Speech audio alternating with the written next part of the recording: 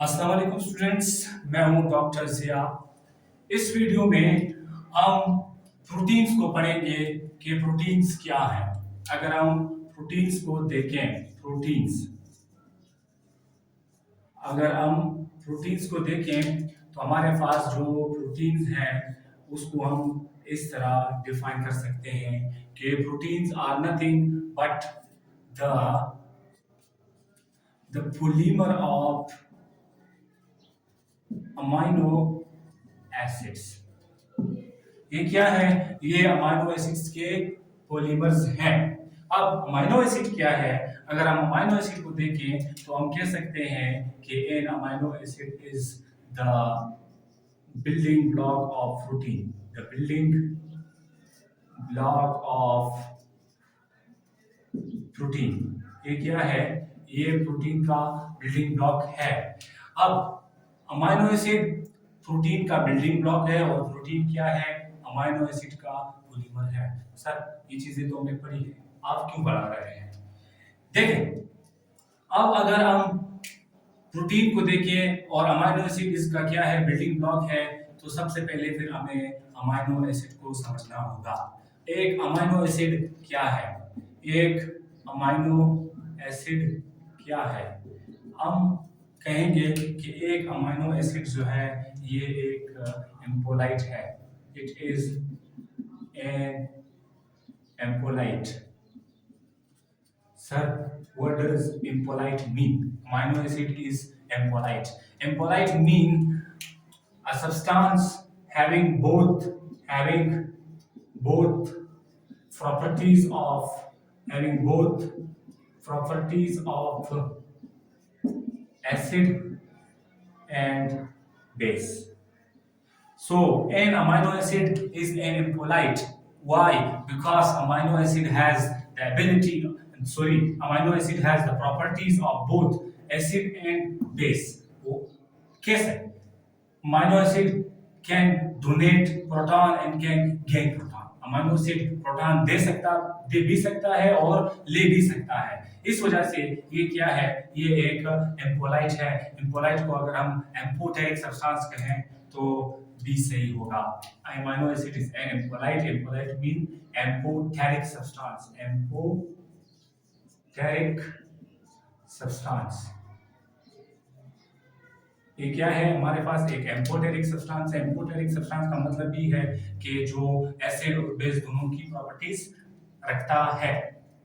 इसी तरह अगर हम दूसरा एम पॉइंट लिखें तो हम ये कहेंगे कि all the amino acids in our body are in L form. हमारे बॉडी में जितने भी अमाइनो एसिड्स हैं ये तमाम अमाइनो एसिड्स क्या हैं? ये लीवो रोटेटरी हैं। ये लीवो रोटेटरी हैं।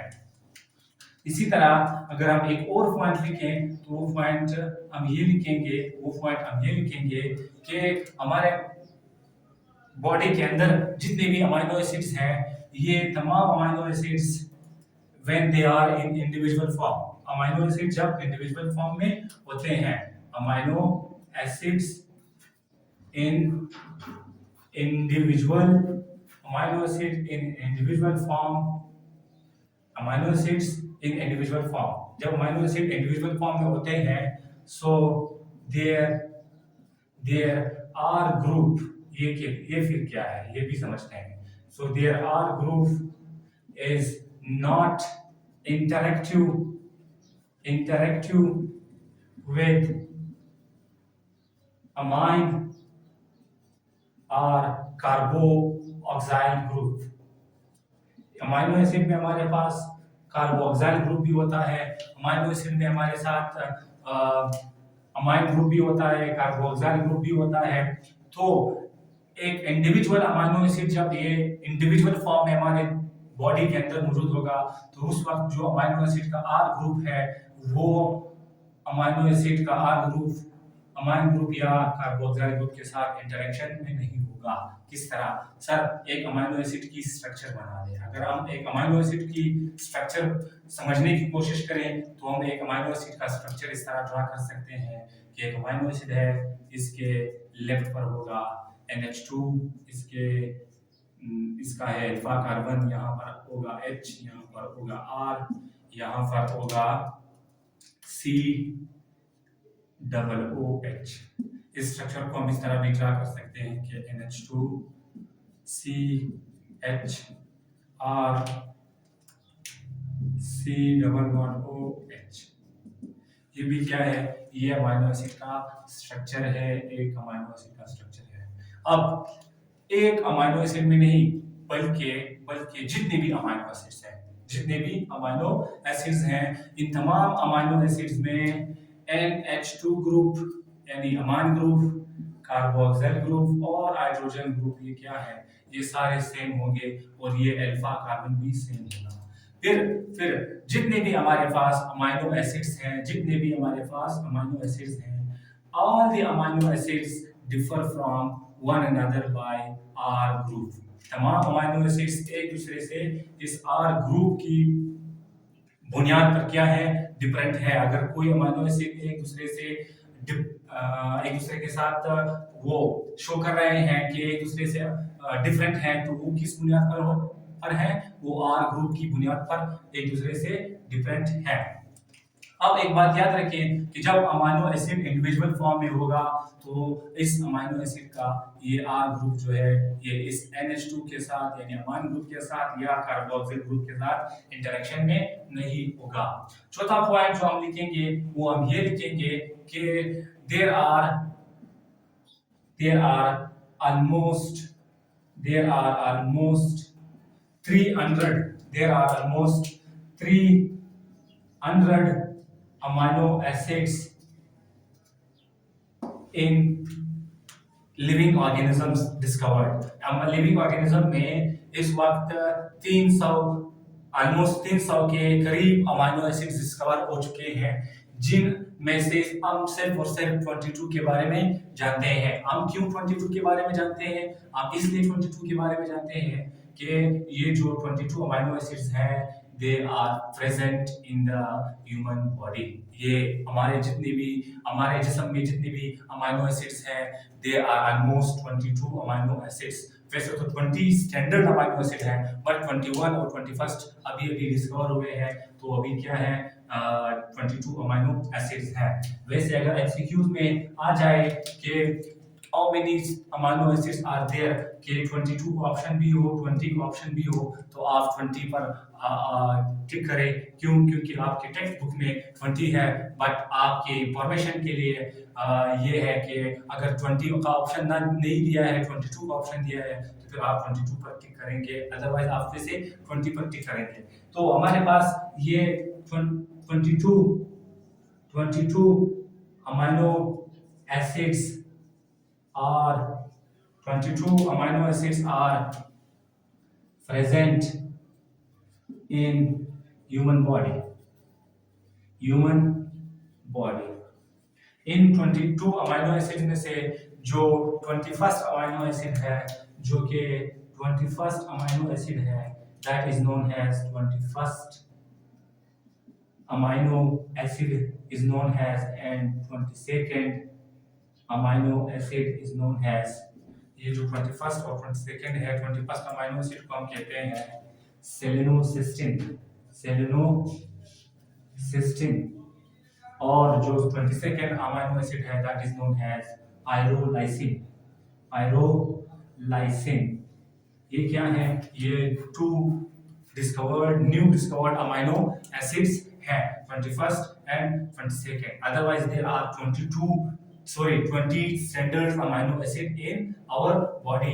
एमसीक्यूज में आया 22 का ऑप्शन भी था, 20 का ऑप्शन भी था, तो आप 20 पर टिक करेंगे। अगर 20 का ऑप्शन नहीं था, 22 का ऑप्शन था, तो आप 22 पर टिक करेंगे। अब आते हैं वापस अमाइनो एसिड की स्ट्रक्चर की तरफ। अगर इस अमाइनो एसिड के स्ट्रक्चर को मैं यहाँ पर ड्रा करूं, तो मैं इस तरह ड्रा कर सकता हूं कि NH2 CH R COOH। याद रखें कि बॉडी की जो नॉर्मल पीएच है, हमारी बॉडी की जो नॉर्मल पीएच है वो क्या है? PH of our body is 7.4। ये कितनी है? ये 7.4 है ऑलमोस्ट। लेकिन हमें पता है कि जो हमारे पास एसिड्स हैं, इनकी जो पी के ए वैल्यू है, और ये क्या है? अगर हम कार्बोक्सिलिक एसिड की पी के ए वैल्यू देख लें तो कार्बोक्सिलिक एसिड की पी के ए वैल्यू ऑलमोस्ट 2.5 है। और अगर हम NH2 की पी के ए वैल्यू देखें तो ये हमारे पास ऑलमोस्ट 9.5 है। बात क्या है, कंफ्यूजन पैदा नहीं करते हैं। आते हैं कि जो बॉडी की पीएच है, बॉडी की इस नॉर्मल पीएच पर ये जो अमीनो एसिड्स हैं, ये एक दूसरे के साथ हाइड्रोजन का तबादला कर देते हैं। दे exchange hydrogen with one another. कहां? एक ही मॉलिक्यूल में अमीनो एसिड हाइड्रोजन को क्या करता है? एक्सचेंज कर देता है। क्यों? क्योंकि hydrogen amino acid is an ampholyte, is an amphoteric substance. किस तरह? इस तरह कि normal pH of the body पर ये क्या होगा? ये जो कार्बोक्सिल ग्रुप है, यहाँ से हाइड्रोजन मूव करेगा टुवर्ड द अमाइन ग्रुप। तो क्या बनेगा? तो हमारे पास बनेगा NH3 plus CH R COO negative. ये क्या है? ये बन गया NH3 plus CHR COO negative. ये किस वक्त होता है? ये बॉडी की नॉर्मल पीएच पॉइंट पर होता है, और इस पॉइंट पर इस अमीनो एसिड को हम कहते हैं ज्विटर आयन। अमीनो एसिड की इस शक्ल को हम क्या कहते हैं? इस फॉर्म को हम क्या कहते हैं? It is known as zwitter ion. इसको हम क्या कहते हैं? इसको हम ज्विटर आयन कहते हैं। और ये जो ज्विटर आयन है, ये ज्विटर आयन यहाँ पर प्लस माइनस एक दूसरे को कैंसिल कर देते हैं। तो जब प्लस माइनस इस पॉइंट पर एक दूसरे को कैंसिल करेंगे तो क्या होगा? तो हमारे पास जो अमीनो एसिड है वो न्यूट्रल होगा, और इस पॉइंट को हम कहते हैं आइसो इलेक्ट्रिक पॉइंट। इस पॉइंट को हम कहते हैं आइसो इलेक्ट्रिक पॉइंट। तो ये है अमीनो एसिड की कुछ बेसिक इंट्रोडक्शन। अब हम बढ़ते हैं अमीनो एसिड्स यानी प्रोटीन्स की क्लासिफिकेशन की तरफ, कि हमारे पास प्रोटीन्स किस तरह बॉडी में क्लासिफाइड है। स्क्रीनशॉट ले लें, मैं फिर बता देता हूं। अब अगर हम देखें तो हमारे पास जो अमीनो एसिड्स हैं, इसको हम on the basis of 4 categories हम इसको क्या करते हैं? डिवाइड करते हैं। इसको हम 4 कैटेगरीज में डिवाइड करते हैं मुख्तलिफ बुनियादों पर। ऑन द किस तरह? जैसे देखते हैं कि हमारे पास जो अमीनो एसिड्स हैं, अगर हम अमीनो एसिड्स को उठा लें, अमीनो एसिड्स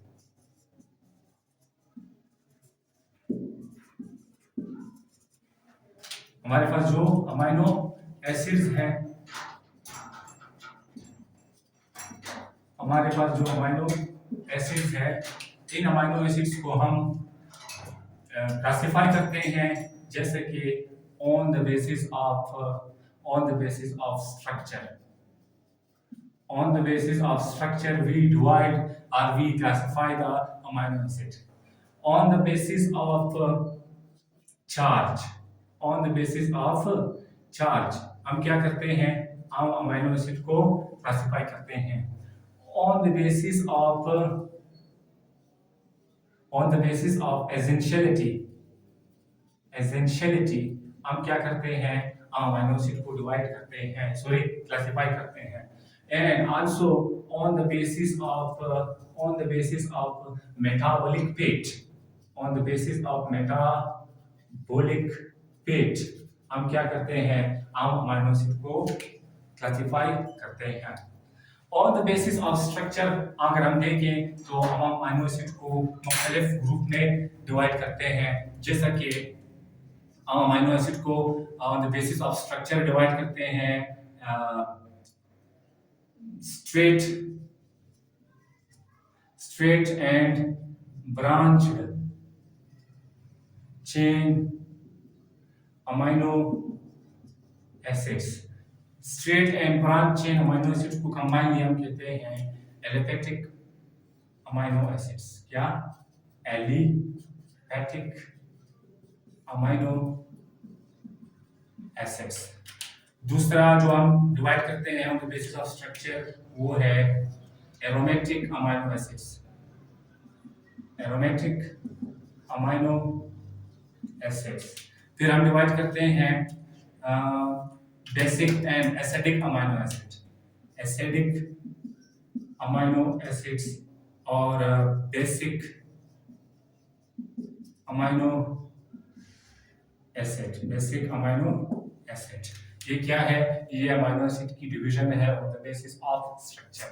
और अगर हम चार्ज की बुनियाद पर अमीनो एसिड क्लासिफिकेशन करें तो चार्ज की बुनियाद पर हम अमीनो एसिड को दो ग्रुप में डिवाइड कर क्लासिफाई करते हैं। एक है polar amino acids, polar amino acids, और एक है नॉन पोलर अमीनो एसिड्स। एक है नॉन पोलर अमीनो एसिड्स। और अगर हम एसेंशियलिटी की बुनियाद पर क्लासिफिकेशन करें तो हम ये कह सकते हैं कि एसेंशियलिटी की बुनियाद पर भी दो टाइप्स हैं। एक है essential amino acids, essential amino acids, और दूसरा है नॉन एसेंशियल अमीनो एसिड्स। और अगर मेटाबॉलिक पेट की बुनियाद पर हम क्लासिफिकेशन करें तो मेटाबॉलिक पेट का मतलब ये है कि अमीनो एसिड है जब इसकी जब मेटाबॉलिज्म होगी तो ये अमीनो एसिड क्या क्या पैदा करेगा। या तो ये अमीनो एसिड जब मेटाबॉलिज्म इसकी हो जाएगी तो ये तो इसका इन प्रोडक्ट या तो ये होगा कि ये ग्लूकोज में चेंज होगा या तो ये पेट में चेंज होगा। अगर ये ग्लूकोज में चेंज होता है तो इसे हम कहते हैं glucogenic amino acid. Glucogenic amino acid. और अगर इसकी वो है पेट पैदा करता है, लिपिड्स पैदा करता है तो इसे हम कहते हैं ketogenic amino acid. Ketogenic amino acid. तो ये रहा अमीनो एसिड का एक बुनियादी classification on the basis of structure, on the basis of charge, on the basis of essentiality, on the basis of metabolic rate। अब हम आगे बढ़ते हैं और हम प्रोटीन की क्लासिफिकेशन करते हैं। हम प्रोटीन की क्लासिफिकेशन करते हैं कि प्रोटीन को हम किस तरह क्लासिफाई कर सकते हैं। अगर हम प्रोटीन को उठा लें तो प्रोटीन को हम इस तरह क्लासिफाई कर सकते हैं on the basis of two categories. एक हम प्रोटीन को ऑन द बेसिस ऑफ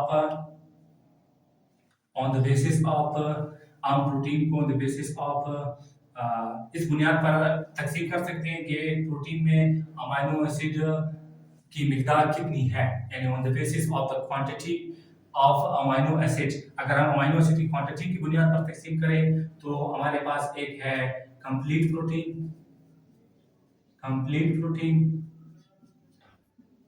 और एक है incomplete protein. So complete protein का मतलब है वो प्रोटीन जिसमें हमें क्या हो, जितने भी रिक्वायर्ड अमीनो एसिड्स हैं वो सारे उसमें मौजूद हो, तो इसे हम कंप्लीट प्रोटीन कहते हैं। और अगर एक प्रोटीन है और उसमें जितने अमीनो एसिड्स हैं वो अमीनो एसिड्स हमारी जो रिक्वायरमेंट है वो पूरा नहीं कर रहा है, so that is incomplete protein. जो कंप्लीट प्रोटीन है इसका बेस्ट सोर्स जो है वो एनिमल्स है, और इनकम्प्लीट प्रोटीन का जो सोर्स है वो क्या है, वो प्लांट्स है। यानी जिस तरह एक एल्ब्यूमिन है, ये क्या है, एल्ब्यूमिन कंप्लीट प्रोटीन है। इसी तरह चिकन चेस्ट ये क्या है, ये कंप्लीट प्रोटीन है।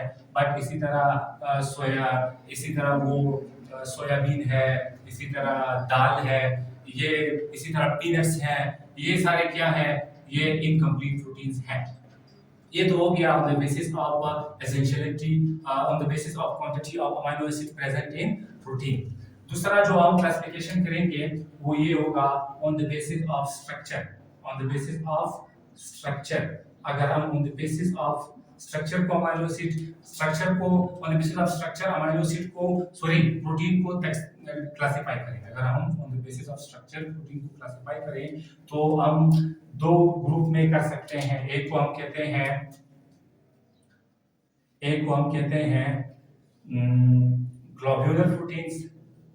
ग्लोब्यूलर प्रोटीन्स और एक को हम कहते हैं फाइब्रस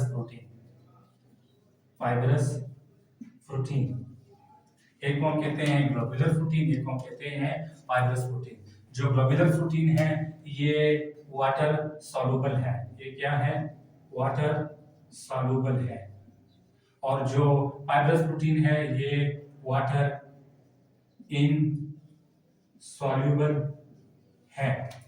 इसी तरह हम प्रोटीन्स को on the basis of function भी क्लासिफाई कर सकते हैं। अगर हम प्रोटीन को on the basis of function classify करें, on the basis of function यानी फंक्शनल प्रोटीन, अगर हम फंक्शनल प्रोटीन को देखें तो हमारे पास फंक्शनल प्रोटीन की भी मुख्तलिफ टाइप्स हैं, मुख्तलिफ कैटेगरीज हैं। जैसे कि अगर हम प्रोटीन्स को फंक्शन की बुनियाद पर डिवाइड करते हैं तो हमारे पास आते हैं ट्रांसपोर्ट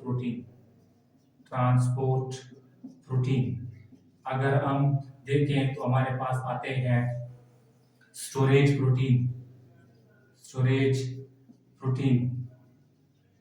अगर हम देखें तो हमारे पास आते हैं रिसेप्टर प्रोटीन। अगर हम देखें तो हमारे पास आते हैं डिफेंसिव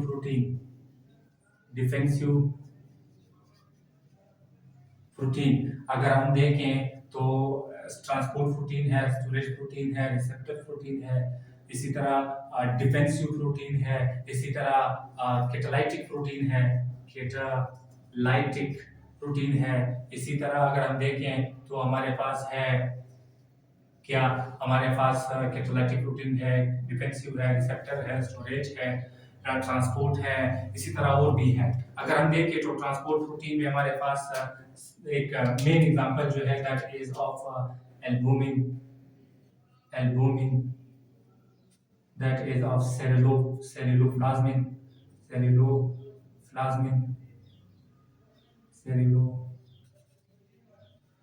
अगर हम स्टोरेज प्रोटीन को देखें तो हमारे पास है मायोग्लोबिन। अगर हम रिसेप्टर प्रोटीन को देखें तो हमारे पास आते हैं जी प्रोटीन्स। अगर हम डिफेंसिव प्रोटीन को देखें तो हमारे पास आते हैं immunoglobulin A, immunoglobulin D, immunoglobulin E, immunoglobulin M. ये सारे हमारे पास क्या है? डिफेंसिव प्रोटीन है। अगर हम कैटालाइटिक प्रोटीन को देखें तो हमारे पास जो कैटालाइटिक प्रोटीन है ये हमारे पास एंजाइम्स है।